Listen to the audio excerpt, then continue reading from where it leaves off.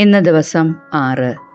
ഇന്ന് വായിക്കുന്ന വചനഭാഗങ്ങൾ ഉൽപ്പത്തി 12-13 അധ്യായങ്ങൾ, ജോബ് 1-2 അധ്യായങ്ങൾ, സുഭാഷിതങ്ങൾ അധ്യായം 1 വാക്യങ്ങൾ 1 മുതൽ 7 വരെ. ഉൽപ്പത്തി അധ്യായം 12. അബ്രാമിനെ വിളിക്കുന്നു. കർത്താവ് അബ്രാമിനോട് അരുളി ചെയ്തു, നിന്റെ ദേശത്തെയും ബന്ധുക്കളെയും പിതൃഭവനത്തെയും വിട്ട് ഞാൻ കാണിച്ചു തരുന്ന നാട്ടിലേക്ക് പോവുക. ഞാൻ നിന്നെ വലിയൊരു ജനതയാക്കും. നിന്നെ ഞാൻ അനുഗ്രഹിക്കും. നിന്റെ പേര് ഞാൻ മഹത്തമമാക്കും. അങ്ങനെ നീ ഒരനുഗ്രഹമായിരിക്കും. നിന്നെ അനുഗ്രഹിക്കുന്നവരെ ഞാൻ അനുഗ്രഹിക്കും. നിന്നെ ശപിക്കുന്നവരെ ഞാൻ ശപിക്കും. നിന്നിലൂടെ ഭൂമുഖത്തെ വംശങ്ങളെല്ലാം അനുഗ്രഹീതമാകും. കർത്താവ് കൽപ്പിച്ചതനുസരിച്ച് അബ്രാം പുറപ്പെട്ടു. ലോത്തും അവൻ്റെ കൂടെ തിരിച്ചു. ഹാരാൻ ദേശത്തോട് വിട പറഞ്ഞപ്പോൾ അബ്രാമിന് 75 വയസ്സ് പ്രായമായിരുന്നു. അബ്രാം ഭാര്യ സാറായിയെയും സഹോദരപുത്രൻ ലോത്തിനെയും കൂടെ കൊണ്ടുപോയി. ഹാരാനിൽ തങ്ങൾ നേടിയ സമ്പത്തും ആളുകളുമായി അവർ കാനാൻ ദേശത്തേക്ക് പുറപ്പെട്ട് അവിടെ എത്തിച്ചേർന്നു. അബ്രാം ആ ദേശത്തിലൂടെ സഞ്ചരിച്ച് ഷെക്കമിൽ മോറയുടെ ഓക്കുമരം വരെ എത്തി. അക്കാലത്ത് കാനാൻകാർ അവിടെ പാർത്തിരുന്നു. കർത്താവ് അബ്രാമിന് പ്രത്യക്ഷപ്പെട്ട് അരുളി ചെയ്തു, ഈ നാട് നിന്റെ സന്തതികൾക്കും ഞാൻ കൊടുക്കും. തനിക്ക് പ്രത്യക്ഷപ്പെട്ട കർത്താവിന് അബ്രാം അവിടെ ഒരു ബലിപീഠം പണിതു.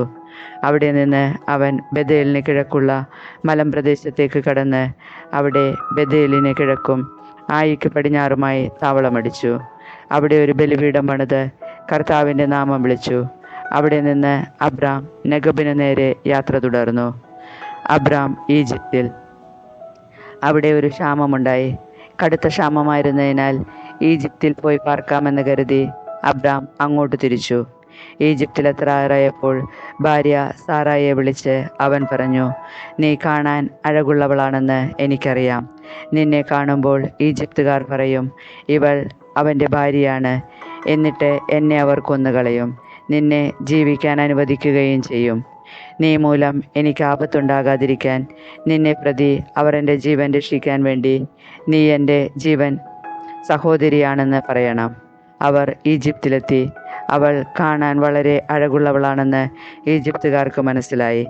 അവളെ കണ്ടപ്പോൾ ഫറവോയുടെ സേവകന്മാർ അവളെപ്പറ്റി ഫറവോയോട് പുകഴ്ത്തി പറഞ്ഞു. അവൾ ഫറവോയുടെ കൊട്ടാരത്തിലേക്ക് ആനയിക്കപ്പെട്ടു. ഫറവോ അവളെ പ്രതി അബ്രാമിനോട് നന്നായി പെരുമാറി. അവന് ആടുകൾ, കാളകൾ, കഴുതകൾ, ഒട്ടകങ്ങൾ, വേലക്കാർ, വേലക്കാരികൾ എന്നിവ ലഭിച്ചു. പക്ഷേ അബ്രാമിൻ്റെ ഭാര്യ സാറായെ പ്രതി കർത്താവ് ഫറവോയെയും കുടുംബത്തെയും മഹാമാരികളാൽ പീഡിപ്പിച്ചു. തന്മൂലം ഫറവോ അബ്രാമിനെ വിളിച്ചു പറഞ്ഞു, നീ ഈ ചെയ്തത് എന്താണ്?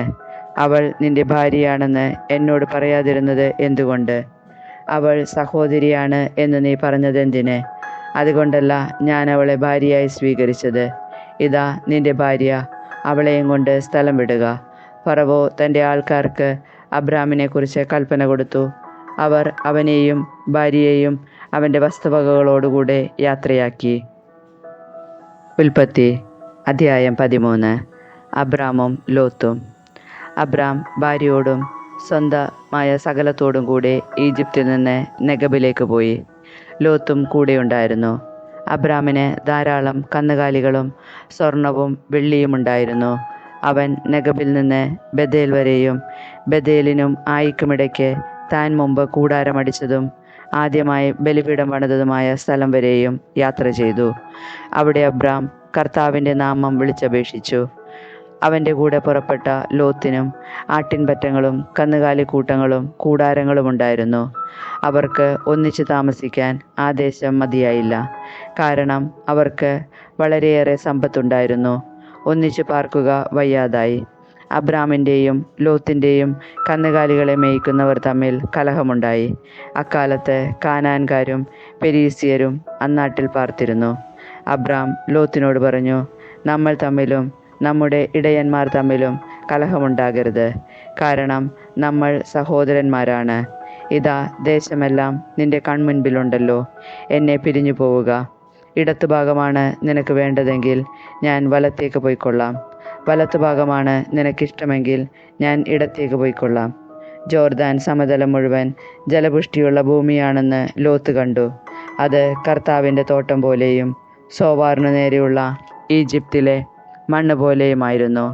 കർത്താവ് സോദോമും ഗൊമോറായും നശിപ്പിക്കുന്നതിന് മുമ്പുള്ള അവസ്ഥയായിരുന്നു അത്. ലോത്ത് ജോർദാൻ സമതലം തിരഞ്ഞെടുത്തു. അവൻ കിഴക്കോട്ട് യാത്ര തിരിച്ചു. അങ്ങനെ അവർ തമ്മിൽ പിരിഞ്ഞു. അബ്രാം കാനാൻ ദേശത്ത് താമസമാക്കി. ലോത്ത് സമതലത്തിലെ നഗരങ്ങളിലും വസിച്ചു. അവൻ സോദോമിനടുത്ത് കൂടാരമടിച്ചു. സോദോമിലെ ആളുകൾ ദുഷ്ടന്മാരും കർത്താവിൻ്റെ മുൻപിൽ മഹാപാപികളുമായിരുന്നു. അബ്രാം ലോത്തിൽ നിന്ന് വേർപെട്ടതിനു ശേഷം കർത്താവ് അബ്രാമിനോട് പറഞ്ഞു, നീ തലയുയർത്തി കിഴക്കോട്ടും പടിഞ്ഞാറോട്ടും തെക്കോട്ടും വടക്കോട്ടും നോക്കുക. നീ കാണുന്ന പ്രദേശമെല്ലാം നിനക്കും നിന്റെ സന്താന പരമ്പരകൾക്കും എന്നേക്കുമായി ഞാൻ തരും. ഭൂമിയിലെ പൂഴി പോലെ നിന്റെ സന്തതികളെ ഞാൻ വർദ്ധിപ്പിക്കും. പൂഴി ആർക്കെങ്കിലും എണ്ണിത്തീർക്കാമെങ്കിൽ നിന്റെ സന്തതികളെയും എണ്ണാനാവും. എഴുന്നേറ്റ് ഈ ഭൂമിക്ക് നെടുകയും കുറുകയും നടക്കുക, അത് നിനക്ക് ഞാൻ തരും. അബ്രാം തൻ്റെ കൂടാരം മാറ്റി ഹെബ്രോണിലുള്ള മാമ്രയുടെ ഓക്കുമരങ്ങൾക്ക് സമീപം താമസമാക്കി. അവിടെ അവൻ കർത്താവിന് ഒരു ബലിപീഠം നിർമ്മിച്ചു. ജോബ് അധ്യായം 1. സാത്താൻ ജോബിനെ പരീക്ഷിക്കുന്നു. ഉസ് ദേശത്ത് ജോബ് എന്നൊരാളുണ്ടായിരുന്നു. തിന്മയിൽ നിന്നകന്ന് ദൈവഭക്തനായി ജീവിച്ച അവൻ നിഷ്കളങ്കനും നീതിനിഷ്ഠനുമായിരുന്നു. അവന് 7 പുത്രന്മാരും 3 പുത്രിമാരുമുണ്ടായിരുന്നു.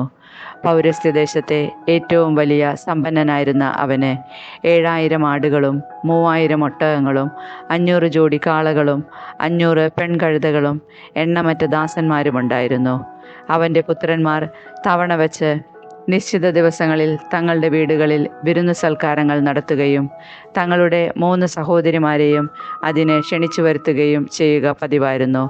സൽക്കാര ദിനങ്ങൾ കഴിയുമ്പോൾ പുത്രന്മാർ പാപം ചെയ്ത് ദൈവത്തിൻ്റെ അപ്രീതിക്ക് പാത്രമായിട്ടുണ്ടാവാം എന്ന് വിചാരിച്ച് ജോബ് അവരെ വിളിച്ചു വരുത്തി ശുദ്ധീകരിക്കുകയും അതിരാവിലെ എഴുന്നേറ്റ് ഓരോ പുത്രനും വേണ്ടി ദഹനബലി അർപ്പിക്കുകയും ചെയ്യുമായിരുന്നു.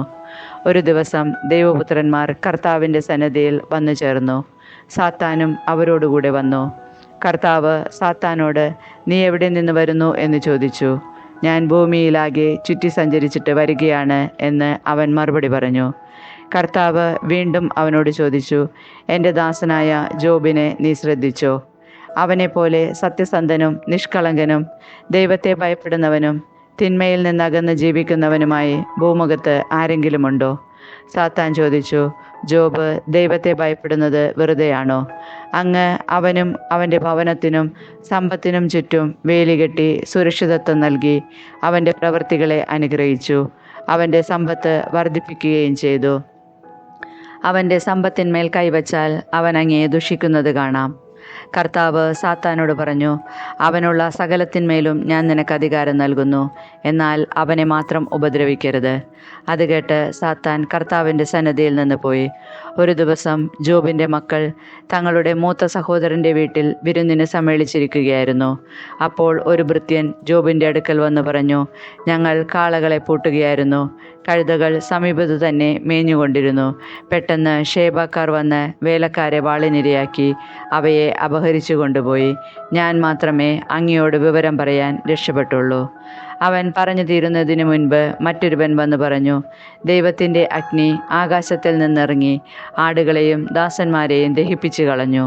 വിവരം അങ്ങയോട് പറയാൻ ഞാൻ മാത്രം അവശേഷിച്ചു. അവൻ പറഞ്ഞു തീരുന്നതിനു മുൻപ് മറ്റൊരുവൻ വന്നറിയിച്ചു, കൽദായർ 3 കൂട്ടമായി വന്ന് വേലക്കാരെ ആക്രമിച്ചു കൊന്നിട്ട് ഒട്ടകങ്ങളെ പിടിച്ചു കൊണ്ടുപോയി. ഇതറിയിക്കാൻ ഞാൻ മാത്രം അവശേഷിച്ചു. അവൻ പറഞ്ഞുകൊണ്ടിരിക്കുമ്പോൾ തന്നെ മറ്റൊരുവൻ കടന്നു വന്ന് പറഞ്ഞു, നിന്റെ പുത്രന്മാരും പുത്രിമാരും തങ്ങളുടെ ജ്യേഷ്ഠ സഹോദരൻ്റെ വീട്ടിൽ സൽക്കാരത്തിൽ മുഴുകിയിരിക്കുകയായിരുന്നു. പെട്ടെന്ന് മരുഭൂമിയിൽ നിന്ന് വീശിയ കൊടുങ്കാറ്റ് വീടിൻ്റെ 4 മൂലയ്ക്കും ആഞ്ഞടിച്ചു. അത് തകർന്നു വീണ് അവർ മരിച്ചുപോയി. ഈ വാർത്ത അറിയിക്കാൻ ഞാൻ മാത്രം അവശേഷിച്ചു. ജോബ് എഴുന്നേറ്റ് അങ്കി വലിച്ചു കീറി ശിരസ്സ് മുണ്ഡനം ചെയ്തു. സാഷ്ടാംഗം വീണ് നമസ്കരിച്ചു. അവൻ പറഞ്ഞു, അമ്മയുടെ ഉദരത്തിൽ നിന്ന് നഗ്നനായി ഞാൻ വന്നു, നഗ്നനായി തന്നെ ഞാൻ പിൻവാങ്ങും. കർത്താവ് തന്നു, കർത്താവ് എടുത്തു, കർത്താവിൻ്റെ നാമം മഹത്വപ്പെടട്ടെ. ഇതുകൊണ്ടൊന്നും ജോബ് പാപം ചെയ്യുകയോ ദൈവത്തെ പഴിക്കുകയോ ചെയ്തില്ല. ജോബ് അധ്യായം 2. ദൈവപുത്രന്മാർ വീണ്ടും ഒരു ദിവസം കർത്തൃസന്നിധിയിൽ ചെന്നു. സാത്താനും അവരോടൊപ്പം എത്തി. കർത്താവ് സാത്താനോട് ചോദിച്ചു, നീ എവിടെ നിന്ന് വരുന്നു?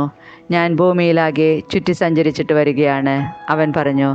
കർത്താവ് അവനോട് വീണ്ടും ചോദിച്ചു, എൻ്റെ ദാസനായ ജോബിനെ നീ ശ്രദ്ധിച്ചോ? അവനെപ്പോലെ നിഷ്കളങ്കനും നീതിനിഷ്ഠനും തിന്മയിൽ നിന്ന് അകന്ന് ജീവിക്കുന്നവനുമായി മറ്റാരെങ്കിലും ഭൂമുഖത്തുണ്ടോ? അകാരണമായി അവനെ നശിപ്പിക്കാൻ നീ എന്നെ സമ്മതിപ്പിച്ചെങ്കിലും അവൻ്റെ വിശ്വസ്തത അചഞ്ചലമായി നിൽക്കുന്നു. സാത്താൻ പറഞ്ഞു, ചർമ്മത്തിന് പകരം ചർമ്മം, ജീവന് വേണ്ടി തനിക്കുള്ളതെന്തും മനുഷ്യൻ ഉപേക്ഷിക്കും.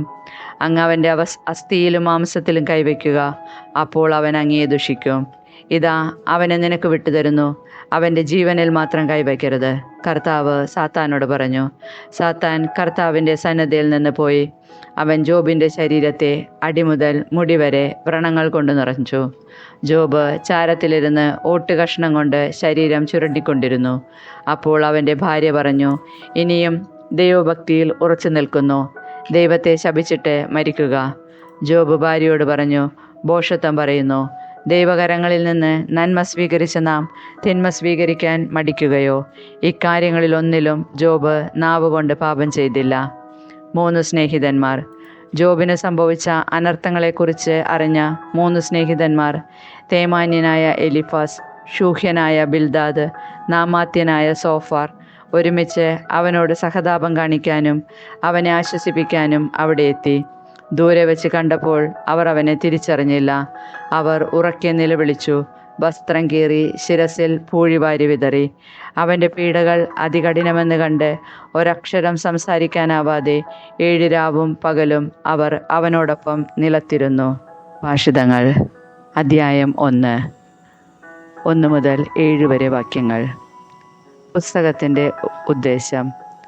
ദാവീദിൻ്റെ മകനും ഇസ്രായേൽ രാജാവുമായ സോളമൻ്റെ സുഭാഷിതങ്ങൾ. മനുഷ്യർ ജ്ഞാനവും പ്രബോധനവും ഗ്രഹിക്കാനും ഉൾക്കാഴ്ച തരുന്ന വാക്കുകൾ മനസ്സിലാക്കാനും വിവേകപൂർണമായ പെരുമാറ്റം, ധർമ്മം, നീതി, ന്യായം എന്നിവ ശീലിക്കാനും സരളഹൃദയർക്ക് വിവേകവും യുവജനങ്ങൾക്ക് അറിവും വിവേചനാശക്തിയും പ്രദാനം ചെയ്യാനും വിവേകി ശ്രദ്ധിച്ചു കേട്ട് അറിവ് വർദ്ധിപ്പിക്കാനും ധാരണാശക്തിയുള്ളവൻ പഴമൊഴി, അലങ്കാരപ്രയോഗം, ജ്ഞാനികളുടെ സൂക്തങ്ങൾ, അവരുടെ കടങ്കഥകൾ എന്നിവ ഗ്രഹിക്കാൻ തക്ക കഴിവ് നേടാനുമത്രേ ഇവ. ദൈവഭക്തിയാണ് അറിവിൻ്റെ ഉറവിടം. ഭോഷന്മാർ ജ്ഞാനത്തെയും പ്രബോധനത്തെയും പുച്ഛിക്കുന്നു. ദുഷ്ടസമ്പർക്കം വെടിയുക.